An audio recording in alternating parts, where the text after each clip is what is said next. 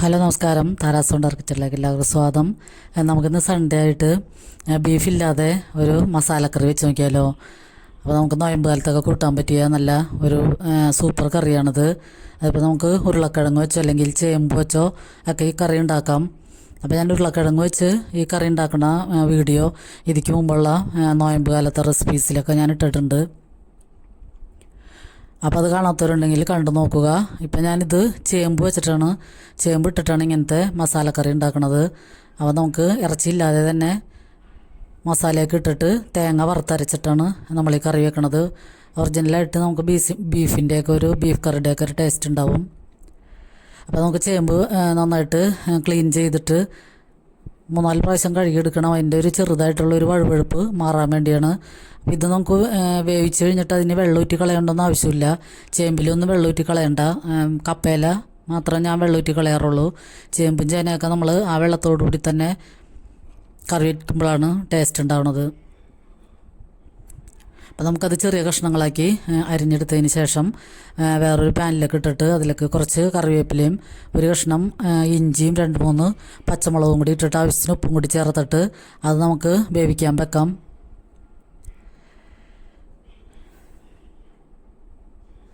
അപ്പോൾ നമുക്ക് ഇങ്ങനത്തെ കറികളൊക്കെ കൂർക്ക വെച്ചിട്ട് ഉരുളക്കിഴങ്ങ് വെച്ചിട്ട് ഉരുളക്കിഴങ്ങും ക്യാരറ്റും വെച്ചിട്ടൊക്കെ ഇങ്ങനത്തെ കറികൾ ഉണ്ടാക്കാം.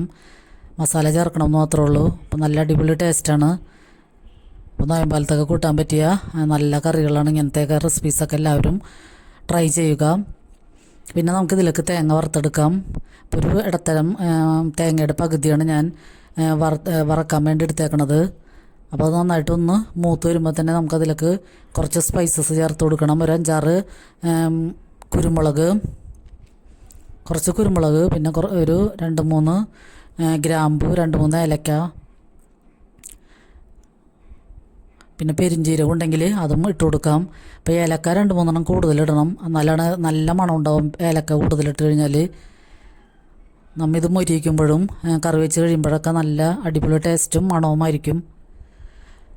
പിന്നെ ഒരു കഷ്ണം പട്ട ഇതൊക്കെ കൂടി ഇട്ടിട്ട് നമുക്ക് ഈ തേങ്ങയുടെ ഒപ്പം തന്നെ അതൊക്കെ കൂടി ഇട്ടിട്ടൊന്ന് മൂപ്പിച്ചെടുക്കാം. പിന്നെ അതിലേക്ക് നമ്മൾ പൊടികളായിട്ടൊരു 2 ടീസ്പൂൺ മല്ലിപ്പൊടിയും 1/4 ടീസ്പൂൺ മഞ്ഞൾപ്പൊടിയും 1/2 ടീസ്പൂൺ മുളക് പൊടിയും കൂടിയാണ് ചേർത്ത് കൊടുക്കുന്നത്. മസാലയൊന്നും പിന്നെ ചേർക്കേണ്ട. ഇതിൽ നമ്മൾ സ്പൈസസ് ചേർത്തേക്കണ കാരണം പിന്നെ മസാലയൊന്നും ചേർക്കേണ്ട ആവശ്യമില്ല. പിന്നെ അതൊക്കെ ഒന്ന് നന്നായിട്ട് മൂത്ത് വന്നു കഴിഞ്ഞിട്ട് ചൂടാറി കഴിയുമ്പോൾ നമുക്ക് മിക്സിയിലിട്ട് നന്നായിട്ട് പേസ്റ്റ് പോലെ അരച്ചെടുക്കാം.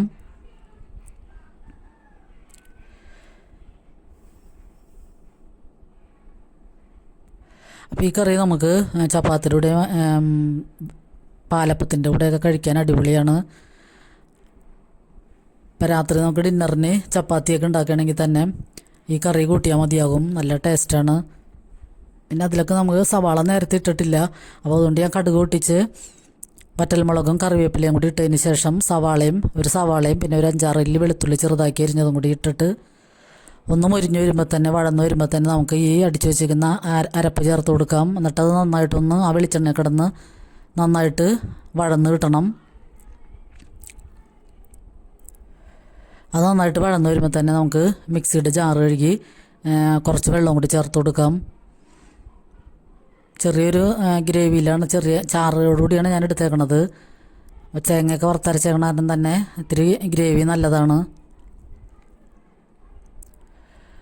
അപ്പോൾ നമുക്കത് നന്നായിട്ട് മിക്സ് ചെയ്തിട്ട് ഉപ്പില്ലെങ്കിൽ ആവശ്യത്തിന് ഉപ്പും കൂടി ചേർത്ത് കൊടുക്കാം. എന്നിട്ട് നമ്മൾ ഈ വേവിച്ച് വെച്ചിരിക്കുന്ന ചേമ്പ് ഇതിലേക്ക് ചേർത്ത് കൊടുക്കാം.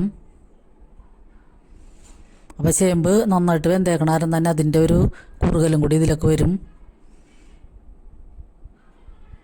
നല്ലോണം വേകണ നല്ല ചേമ്പായിരുന്നു.